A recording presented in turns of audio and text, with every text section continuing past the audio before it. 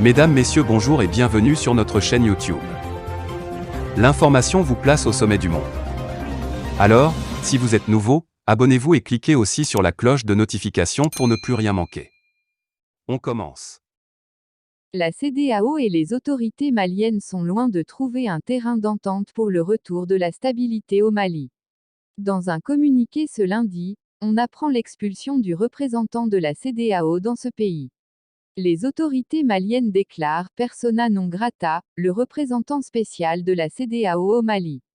Convoqué ce lundi 25 octobre 2021 au ministère des Affaires étrangères et de la coopération internationale, c'est ce qui a été notifié à Hamidou Boli.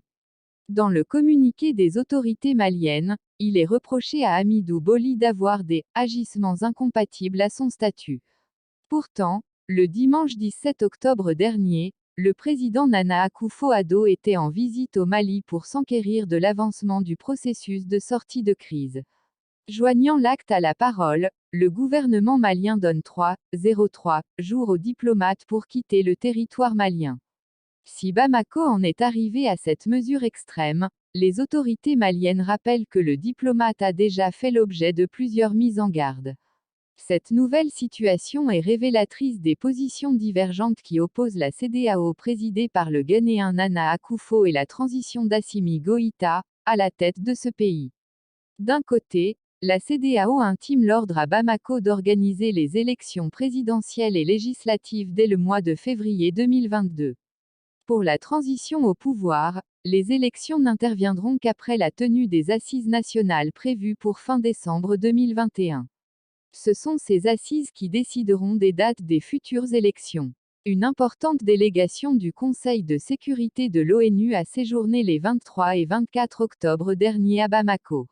Officiellement, cette visite était destinée à amener les militaires maliens à accélérer le retour à un pouvoir civil au Mali. Dans le même temps, les autorités tchadiennes, elles, ne semblent pas inquiétées. Il ne s'agit pourtant pas d'un pouvoir démocratique. Pourquoi l'ONU ne fait-elle aucune pression sur Mahamat Déby Itno pour organiser des élections démocratiques le plus tôt possible? On a bien l'impression qu'il s'agit d'une politique de deux poids deux mesures. Le Mali est presque acculé pour passer le témoin à un pouvoir civil.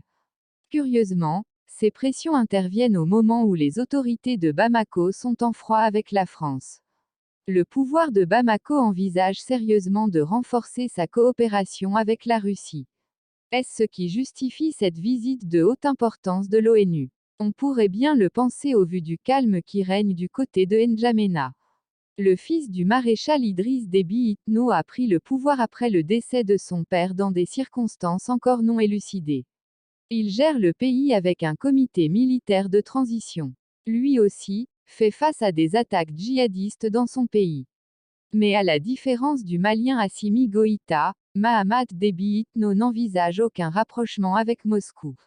Du moins pas pour le moment. Est-ce ce qui explique le silence de l'ONU et même de la France à son égard? C'est fort probable. Le régime tchadien se durcit de plus en plus avec des expéditions punitives contre les opposants comme Succès Masra mais n'est pas inquiété. Pourquoi l'ONU ne presse pas le fils d'Idriss Déby Itno de céder le pouvoir aux civils? Pourquoi la France se tait? C'est